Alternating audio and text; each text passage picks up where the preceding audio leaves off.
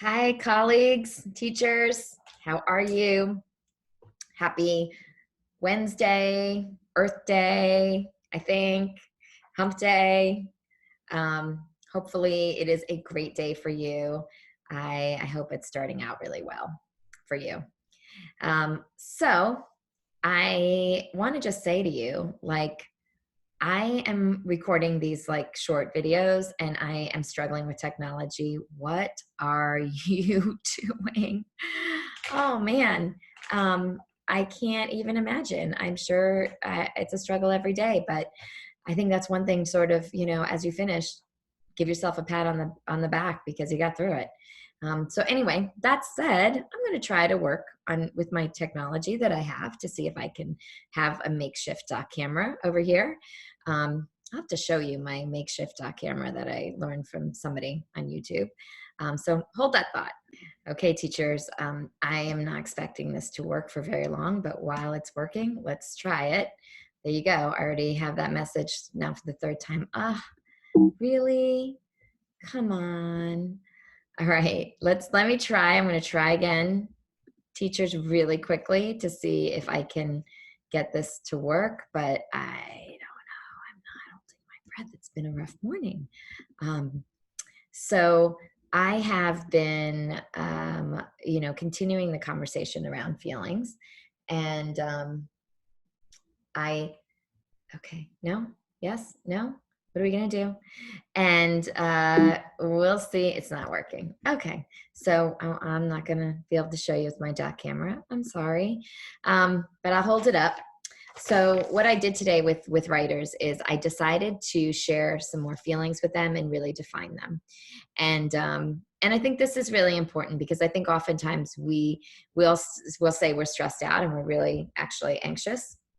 And so to help to know what is the difference, stress, the way Mark Brackett defines it, um, is stressed means that you have too much on your plate.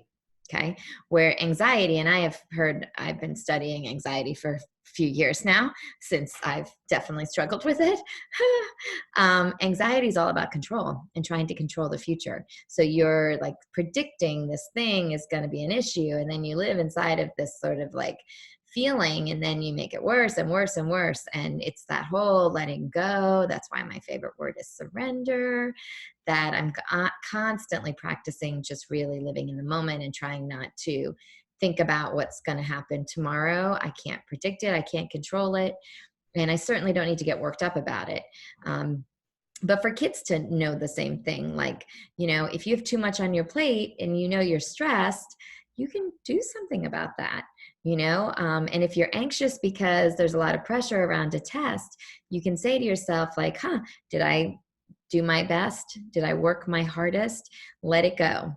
Or I don't know the results yet. Why am I predicting that I'm doing so poorly until I find out the results?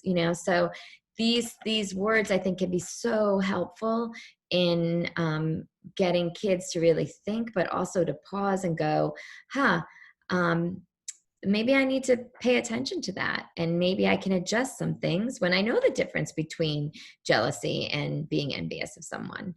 So I asked them, once I defined all of the words for them, then I asked them to think about a moment when they felt any of these words, including anger and disappointment.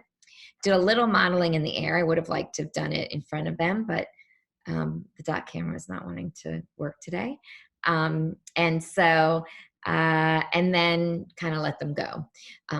Tomorrow, though, I do want to talk. I'm going to introduce maybe a few more. I think these top ones are a little bit harder than the ones joy, contentment, shame, guilt, and embarrassment. I think those are important as well to kind of define. But then also, what do we do when we have these feelings, and giving them some strategies, one being to write, which is, a great strategy.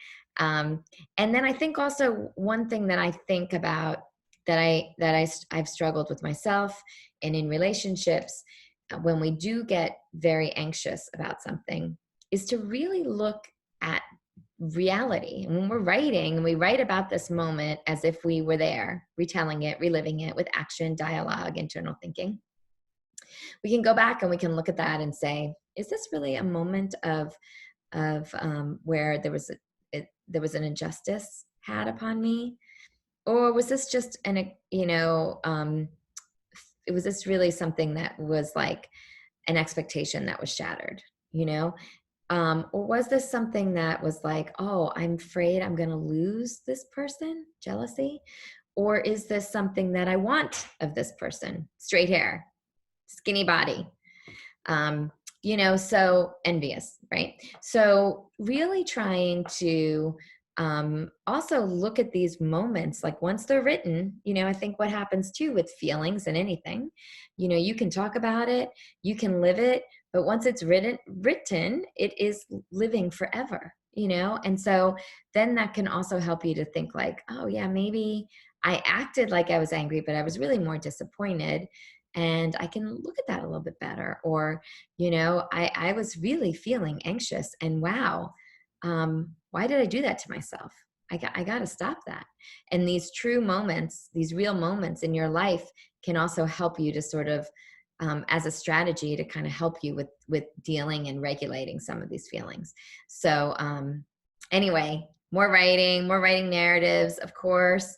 But for certain colleagues, I think that, to make a better world, to create a better world, which is always in the back of my mind, and this idea of acceptance, I also think so much of accepting each other is empathizing, trying to empathize with them.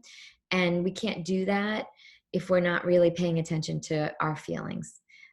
We want to know what other people are feeling, and we want to live in their shoes, but we're not paying attention to ours. That makes it tricky. So I think this whole research exploration around feelings is going to really help with that. So thank you for all your support. If you're trying any of this out, I hope you are. I'd love feedback. Have a great Earth Day. Sorry. And a great day. Miss you. Love you. Bye.